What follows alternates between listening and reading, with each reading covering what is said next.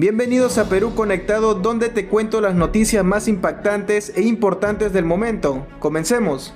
El doctor Abanto, la causa está muerta porque el Congreso la mató. Como el Congreso la mató, esta causa es inexistente. Literalmente eso fue lo que le dijo a la Corte Suprema. Con eso, la denuncia constitucional venía, y eso se discutió, porque la señora Benavides recibe una denuncia constitucional, es enviada una denuncia constitucional al Congreso por decisión de la señora Espinosa, no por decisión de la señora Benavides. La Constitución manda que el Congreso decide qué pasa con una denuncia constitucional. Tercero, la denuncia constitucional venía, como le estoy diciendo, con vicios graves. Para empezar, la señora Espinosa dice haber sido víctima de la organización criminal que supuestamente conduce Mi Defendida, porque compitieron en el mismo proceso. la fiscal de la Nación está obligada, entenderíamos, a cumplir esta resolución de la Corte Suprema, pero en todo caso, ¿puede hacer caso omiso, puede desconocer de alguna manera esa resolución? Bueno, cualquier persona puede violar la ley si así lo decide y se atiene a las consecuencias que eso genera. Ajá. La señora tiene el deber de cumplir con la orden de la Junta Nacional de Justicia y ahora con el mandato que ha dictado la Sala Penal Permanente de la Corte Suprema. En el caso de la Junta Nacional de Justicia solamente de manera, digamos, parcial, porque la Junta en su momento decía que debía reponer a Patricia Benavides como fiscal de la Nación y como fiscal suprema. Ahora solamente, digamos, la parte de fiscal suprema por vencimiento de su mandato. Por vencimiento del plazo del mandato. Sí. Correcto. Pero vamos a ver qué sucede. Nosotros hemos solicitado a la Junta Nacional de Justicia que reanude el procedimiento de ejecución forzosa de su resolución y estamos además, por otro lado, solicitándole directamente a la Fiscal de la Nación que cumpla con lo dispuesto por la Sala Penal Permanente de la Corte Suprema. Veremos cuál de los dos recursos ha resultado. Depende solamente de la fiscal de la Nación. Los fiscales supremos en este caso, digamos, ¿tienen algún tipo de decisión en ese sentido? Tal vez ella quiera trasladar la decisión a la Junta de Fiscales Supremos y veremos qué es lo que se decide.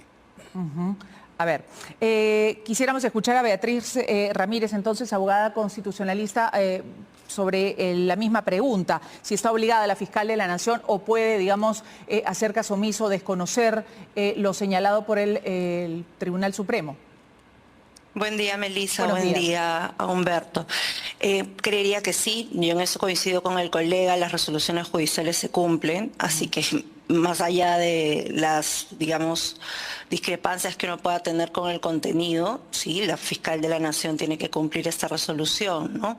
Ahora, en este caso hay que decir que este fundamento, digamos, el fundamento de por qué se ha resuelto de esta manera es básicamente por la acción del Congreso, ¿no? Si uno mira el fundamento séptimo de la resolución, se dice claramente que no se puede proceder a pronunciarse en el nivel supremo porque el Congreso básicamente le ha dado una ayuda a la ex fiscal de la Nación en la medida en que han archivado el procedimiento que envió la Fiscalía de la Nación, ¿no? Entonces, digamos, claramente aquí hay una acción congresal detrás y eso es lo que ha propiciado que no se pueda convalidar, ni siquiera se pueda analizar la posibilidad de confirmar o revocar lo que pasó en la primera instancia, ¿no? Digamos, hay un tema de que ha desaparecido la causa penal básicamente por obra y ayuda del Congreso y es en esa medida, en esa ayuda que ha salido esta resolución y bueno,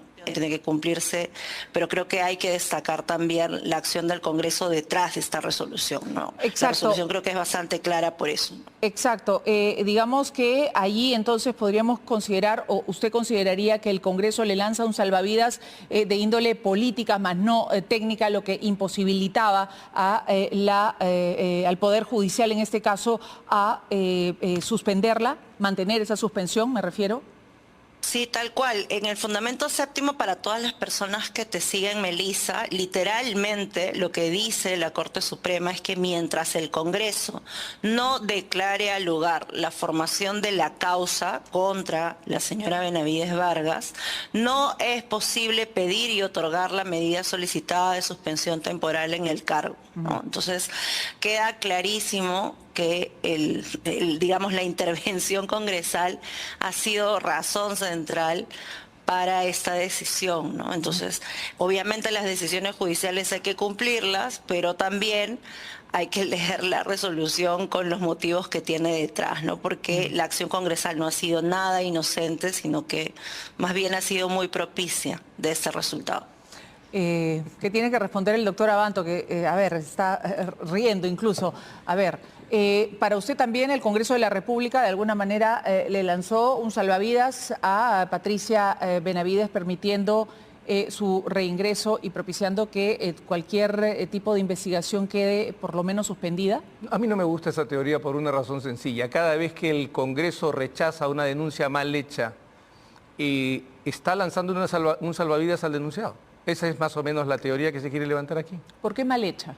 Porque la denuncia estaba mal hecha. Para que haya una denuncia constitucional yo tengo que tener un bagaje indiciario, un conjunto de elementos probatorios que superen un estándar que se llama la sospecha reveladora. Es decir, tengo que tener claro que hay un delito en curso o que se ha cometido, que hay las personas que han participado y que si yo profundizo en la investigación, esto va a llevar a una condena. ¿No fue política la decisión del Congreso de la República? Todas las decisiones del Congreso son políticas porque es un órgano político.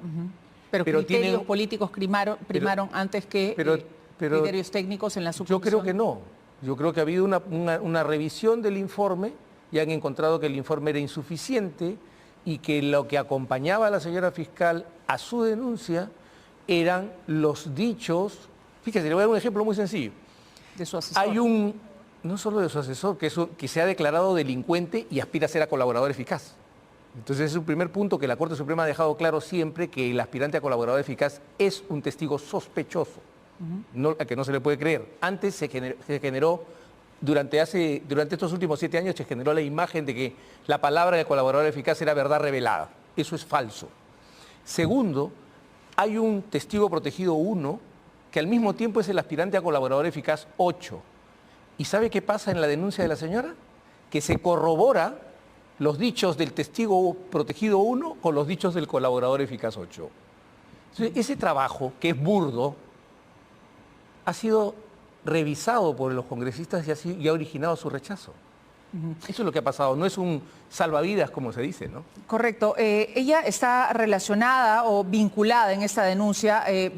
Lo que se evaluaba es su vinculación con la red criminal Los Cuellos Blancos del Puerto y estaba siendo investigada por cohecho pasivo específico, abuso de autoridad, encubrimiento personal en agravio del Estado. En todo caso, ¿cómo quedaría esta investigación, señora Ramírez? A ver, sobre lo que menciona el colega, obviamente él como patrocinante de la señora Benavides Vargas tiene que elegir creer lo que mejor le conviene a su patrocinada, porque eso es claramente lo que hace un abogado de defensa, ¿no? Pero, digamos, para la gente que te sigue, Melissa, yo le coloco la siguiente disyuntiva. ¿Quién tiene mejor posibilidad de evaluar los hechos del caso? ¿El juez de primera instancia, que evaluó que procedía la medida de suspensión con los elementos dados, o el Congreso de la República, a quien dentro de toda esta maraña de acusaciones que tiene la señora Benavides Vargas, se imputa que habría habido al menos un sector del Congreso con el que ella habría hecho canje de archivamientos y algún tipo de acciones fiscales, porque eso es parte de las acusaciones que hay en contra de ella. Entonces, obviamente, la ciudadanía puede decidir quién cree que ha hecho una mejor evaluación del caso. Y, por supuesto, Melissa, si tanta seguridad había de que no hay los elementos de convicción para la suspensión temporal de la señora Benavides Vargas, perfecto, el Congreso no tenía ninguna celeridad y, de hecho, tenemos acusaciones constitucionales esperando el sueño de los justos. Esto lo hubiera visto en diciembre, Melissa. De forma que la Corte Suprema, de quien nos puede gustar o no sus resoluciones, evalúe el fondo de si la suspensión temporal de la señora Benavides Vargas estaba bien dada o mal dada. Porque claramente la ciudadanía puede escoger a quién le cree. Le cree al Poder Judicial con todas las taras que tiene en primera y en segunda instancia, porque lo que ha pasado es que por la acción del Congreso, la segunda instancia del Poder Judicial ni siquiera ha podido conocer el fondo, la razonabilidad, no ha podido escuchar los argumentos sobre si está bien o no de la defensa del señor Abanto, ¿no? Y obviamente de la Fiscalía, que quiere más bien todo lo contrario, ¿no? Nada de eso se ha podido hacer justamente porque, oh sorpresa, oh casualidad, o celeridad procesal que las abogadas y los abogados desconocemos muchas veces en los casos, el Congreso entró a actuar en este supuesto, ¿no? Entonces, obviamente, si uno, digamos, defiende una causa, tiene que verlo mejor a su patrocinada, eso me queda claro, porque esa es la labor por la que una jura, ¿no? Defender a su patrocinada. Pero ya, otra cosa es el juicio de la ciudadanía, ¿no? Y ahí yo sí creo claramente que uno puede hacer una distancia entre lo que ha resuelto un juzgado y lo que resuelve claramente el Congreso, que está dentro del ámbito, además de las acusaciones de la señora Benavides Vargas, haber pactado alguna serie de decisiones con al menos un sector de congresistas. De acuerdo a lo que hizo entonces la Subcomisión de Acusaciones Constitucionales, archivar la denuncia constitucional contra Patricia Benavides, el Poder Judicial, la Suprema en este caso, no tenía otra forma, digamos, de decidir o de determinar qué pasaba con la suspensión de Patricia Benavides, ¿cree usted? Exactamente, no solo lo creo, lo Digamos, leo, Melissa, lo leo. El fundamento séptimo es absolutamente claro y señala que la acción congresal es la que impide seguir analizando las pretensiones de impugnación y el escrito de la Fiscalía relacionado con el tema. O sea, se habla y se menciona, y además cualquiera que haya seguido la audiencia, por los extractos que ustedes además han difundido en medios de comunicación para toda la ciudadanía, queda claro que la posición del juez supremo era: la causa está muerta, y de hecho ese fue el argumento de defensa de mi colega, el doctor Abanto. La causa está muerta porque el Congreso la mató. Como el Congreso la mató, esta causa es inexistente. Literalmente eso fue lo que le dijo a la Corte Suprema. Con eso bastaba entonces, doctor Abanto. Vamos a ponernos en orden primero, Melissa. Cuando uno se hace el neutral y no hace un disclosure y dice yo tengo una posición a favor del Ministerio Público, le dice a la gente que se hace el neutral y que su opinión es la que representa a la ciudadanía. Y entonces trata de descalificar la posición del abogado defensor. Yo esas cosas las entiendo como un recurso retórico inútil. El punto es sencillo. La denuncia constitucional venía, y eso se discutió, porque la señora Benavides recibe una denuncia constitucional, es enviada una denuncia constitucional al Congreso por decisión de la señora Espinosa, no por decisión de la señora Benavides. La Constitución manda que el Congreso decide qué pasa con una denuncia constitucional. Tercero, la denuncia constitucional venía, como le estoy diciendo, con vicios graves. Para empezar, la señora Espinosa dice haber sido víctima de la organización criminal que supuestamente conduce mi defendida, porque compitieron en el mismo proceso de selección en el que ganó la señora Benavides y la señora Espinosa no ganó. Ella está investigando a su supuesta agresora. Primer punto. Segundo punto, presenta como pruebas los dichos de un colaborador eficaz que no, fíjese el tiempo que ha pasado y todavía no tenemos una sentencia de colaboración eficaz. Por lo tanto, su palabra es aire. 3, cruza los dichos de una misma persona con 2 denominaciones distintas, testigo protegido 1, colaborador eficaz 8, para corroborar lo que dicen entre sí. Es decir, yo corroboro lo que yo digo.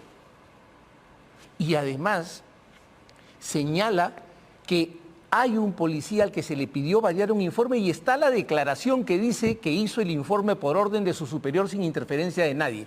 Oiga, por Dios, no se puede ser mínimamente objetivo y decir aquí no hay elementos y el Congreso decidió como corresponde conforme a la Constitución y me hago el imparcial y agrego verbos como ayudó, favoreció, hay canjes, hay arreglos. Si no tiene miedo, ¿por qué no se deja cortar la mano? No.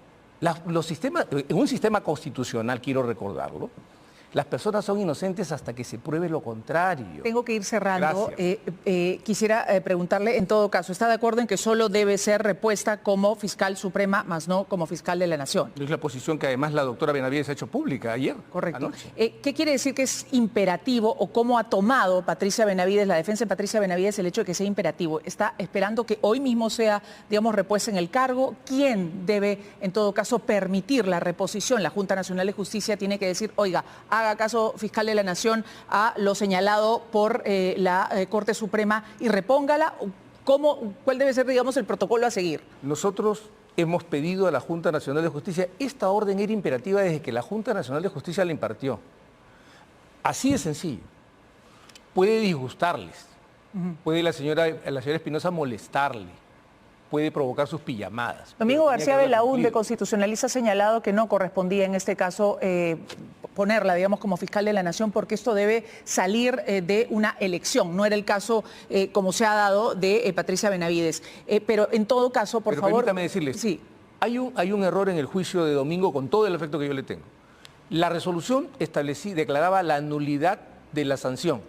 La nulidad hace que las cosas viajen en el tiempo y se repongan al estado anterior. El estado anterior era que la señora Benavides fue elegida por la Junta de Fiscales Supremos fiscal de la Nación. Entonces, ¿a dónde tenían que reponerla? ¿A la Avenida Bancay?